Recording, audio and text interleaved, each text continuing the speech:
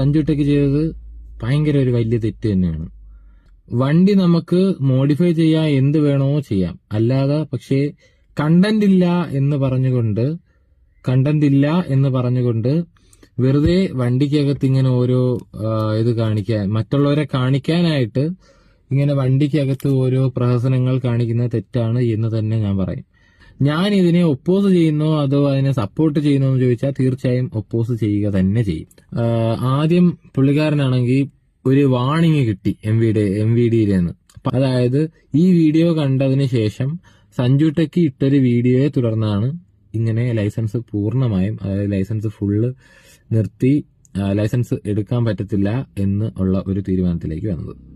Licence പൂർണ്ണമായി റദ്ദാക്കി എന്ന് പറയുന്നതിനോട് യോജിക്കുന്നോ എന്ന് ചോദിക്കുകയാണെങ്കിൽ അതിനോട് ഞാൻ പൂർണ്ണമായിട്ട് യോജിക്കുന്നില്ല. ഇന്ത്യയിൽ തന്നെയാണ് ഈ സഞ്ജു ടെക്ക് ഇനി കാർ ഓടിക്കേണ്ടത്.